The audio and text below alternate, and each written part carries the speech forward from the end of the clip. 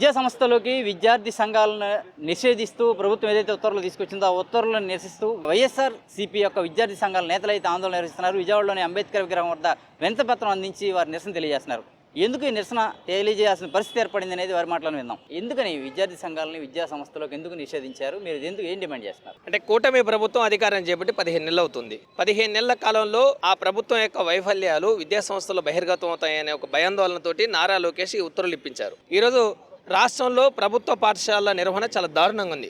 సుమారు ఒక 5 నుంచి 10 లక్షల మంది విద్యార్థులు ప్రభుత్వ పాఠశాలలో ఎన్రోల్మెంట్ తగ్గిపోయింది. ప్రభుత్వం ఇచ్చిన బ్యాగులు ఏవైతే ఉన్నాయో బ్యాగులు ఇచ్చిన నెల రోజుల్లోపునే చిరిగిపోయాయి. జగనన్న ఇచ్చిన బ్యాగుల్ని ఇంకా విద్యా సంస్థలు విద్యార్థులు వాడుతూ ఉన్నారు. తర్వాత మధ్యాహ్న భోజనం చాలా నాసిరకంగా ఉంది. అవి తిన్న విద్యార్థులు కలుషితాహారంతో ఆసుపత్రుల పాలవుతా ఉన్నారు. మరుగుదొడ్ల నిర్వహణ చాలా దారుణంగా ఉంది. జగనన్న నాడు నేడు 32,000 పాఠశాలలో బ్రహ్మాండంగా అమలు చేశారు. ఈ ప్రభుత్వం వచ్చిన తర్వాత దాన్ని అటకెక్కించింది. కానీ ఇటువంటి వైఫల్యాలన్నీ సర్దుబాటు పేరుతో స్కూల్స్ రద్దు చేసింది. ఇవన్నీ విద్యార్థి సంఘాలు విద్యా సంస్థలోకి వెళ్తే ఈ సమస్యలన్నీ వెలుగులోకి వస్తాయి. కాబట్టి బహిర్గతం కావడం నారా లోకేష్కి ఇష్టం లేదు. అందుకే ఈ చీకటి జీవోలు చీకటి ఉత్తర్వులు ఇచ్చారని మా వైఎస్ఆర్సీపీ విద్యార్థి విభాగం భావిస్తూ ఉంది. ఒకటి. రెండోది, అధికారంలో లేనప్పుడు ప్రతిపక్షంలో ఉన్నప్పుడు విద్యార్థి సంఘాలతో సమావేశాలు చేసి జగన్మోహన్ రెడ్డి గారి ప్రభుత్వం మీద మనం ఇలా చేయాలి అలా చేయాలని ఆయన గొప్పగా మాటలు చెప్పాడు. ఈరోజు అధికారం చేపట్టిన తర్వాత ఆయన యూటర్న్ తీసుకొని చీకటి ఉత్తర్వులు ఇప్పించి విద్యార్థి సంఘాలు ఎవరు విద్యా సంస్థలోకి రాకూడదని జీవోలు ఇచ్చారు. అయ్యా నారా లోకేష్ గారు, మేము ప్రశ్నిస్తా ఉన్నాం. మెగా టీచర్ పేరెంట్ మీటింగ్లు మీరు పెట్టారు. ఈ మీటింగ్లు మీరు మీ నాన్నగారు ముఖ్యమంత్రి గారు ఆ మీటింగ్లకు హాజరై మీరు చెప్పిన ఉపన్యాసాలు ఏంటి? మీరు చేసినవన్నీ రాజకీయ ఉపన్యాసాలే. మీ పుట్టినరోజు వేడుకలు విద్యా సంస్థల్లో ఫ్లెక్సీ బ్యానర్లు వేసి బ్రహ్మాండంగా కేకులు కట్ చేస్తూ ఉన్నారు. మరి మా విద్యార్థులకు ఎందుకు మీరు సౌకర్యాలు వస్తువులు కల్పించలేకపోతున్నారు? మా హాస్టల్లో, మా కాలేజీల్లో, మా జూనియర్ పాఠశాలల్లో ఈ సమస్యలు ఉన్నాయి. ఈ సమస్యల్ని పరిష్కారం చేయండి అని ప్రభుత్వం దృష్టికి తీసుకెళ్లేది ఎవరు? విద్యార్థి సంఘాలు. మరి ఆ సమస్యల్ని బయటికి తీసుకురాకుండా, మీ దగ్గరికి సమస్యల్ని మీ దృష్టికి తీసుకురాకుండా మమ్మల్ని అడ్డుకొని మీరు చేసేది ఏంటి? మీ రాజకీయాలు కాదా అని మేము ప్రశ్నిస్తా ఉన్నాం నారా లోకేష్ గారిని. ఇది చాలా దుర్మార్గమైంది. రాష్ట్ర ప్రభుత్వం ఈ రాష్ట్ర చరిత్రలో ఎక్కడా లేదు. గత జగన్మోహన్ రెడ్డి గారి 5 ఏళ్ల పాలనలో ఇటువంటి చీకటి ఉత్తర్వులు ఇవ్వలేదు. ఏ జీవోలు ఇచ్చారు? ఆ జీవోలు ఏమేంటి?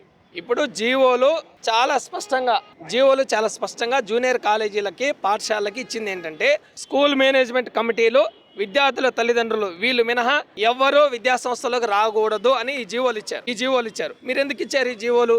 మీకు ఎందుకంత భయాందోళన? గత జగన్మోహన్ రెడ్డి గారు 5 ఏళ్లలో ఇటువంటి జీవోలు ఉత్తర్వులు ఇచ్చారా? విద్యార్థి సంఘాలు కానీ, రాజకీయ పార్టీలు కానీ, స్కూల్ మేనేజ్మెంట్ కమిటీలు కానీ, పేరెంట్స్ కానీ విద్యా సంస్థల్లోకి వెళ్ళి విద్యార్థులకు పెడుతున్న భోజనం కానీ, అక్కడ సౌకర్యాలు కానీ, నాడు నేడు కానీ ఇవన్నీ బ్రహ్మాండంగా గత 5 ఏళ్లలో పరిశీలన చేశారు. మీ ప్రభుత్వం వచ్చిన తర్వాత విద్యార్థి సంఘాలు రాకూడదని మీరు ఈ సర్క్యులర్ ఎందుకు ఇచ్చారు? స్కూల్స్ కాలేజీలకి 2 సర్క్యులర్లు ఇచ్చారు విడివిడిగా, జూనియర్ కాలేజీలకి, ప్రభుత్వ పాఠశాలలకి. ప్రభుత్వం ఈ సర్క్యులర్లు ఇవ్వడం వెనక ఉన్న ఉద్దేశం ఏంటంటే, ప్రభుత్వ పాఠశాలలు, ప్రభుత్వ జూనియర్ కళాశాలలో అనేక సమస్యలు ఉన్నాయి. ఈ సమస్యలు బహిర్గతం అవుతాయనే ఒక భయాందోళనతోటి డాక్టర్ బిఆర్ అంబేద్కర్ గారు రాజ్యాంగంలో పొందుపరిచిన విధంగా రాజ్యాంగ హక్కులని, ఒక ప్రజాస్వామిక హక్కుల్ని కాలరాసే విధంగా ఈ కూటమి ప్రభుత్వం నారా లోకేష్ గారు విద్యార్థి సంఘాల ప్రవేశాన్ని అడ్డుకునే విధంగా జీవోలు ఇచ్చారు. కాబట్టి ఈ ఉత్తర్వుల్ని తక్షణమే రద్దు చేయాలని వైఎస్ఆర్సీపీ విద్యార్థి విభాగం తరఫున రాష్ట్ర వ్యాప్తంగా అంబేద్కర్ గారి విగ్రహాల ముందు నిరసనలు, ధర్నాలు మేము నిర్వహిస్తా ఉన్నాం. ఈ ప్రభుత్వాన్ని, నారా లోకేష్ని ఒకటే డిమాండ్ చేస్తున్నాం. మీరు ప్రతిపక్షంలో ఉన్నప్పుడు విద్యార్థి సంఘాలతో మీటింగ్ పెట్టి మీరు అధికారంలోకి రాగానే అదే విద్యార్థి సంఘాలు విద్యా సంస్థల్లోకి అడుగు పెట్టొద్దని మీరు చీకటి ఉత్తర్వులు ఇవ్వడం వెనుక మీ కుయుక్తులు చాలా స్పష్టంగా అర్థమవుతా ఉంది. విద్యారంగంలో మీరు ఏ సౌకర్యాలు, ఏ సమస్యల్ని పట్టించుకోవడం లేదు, సౌకర్యాలను కల్పించడం లేదు, వసతులు లేవు. అందుకనే ఇవన్నీ బయటకు వస్తాయనే ఒక భయాందోళనతోటి ఒక రెడ్ బుక్ రాజ్యాంగాన్ని కూడా విద్యా సంస్థల్లో అమలు చేసే విధంగా మీరు వ్యవహరిస్తూ ఉన్నారు. ఈ ఉత్తర్వులను ఉపసంహరించుకోకపోతే రాష్ట్ర వ్యాప్తంగా నారా లోకేష్కి పెద్ద ఎత్తున బుద్ధి చెప్తాము.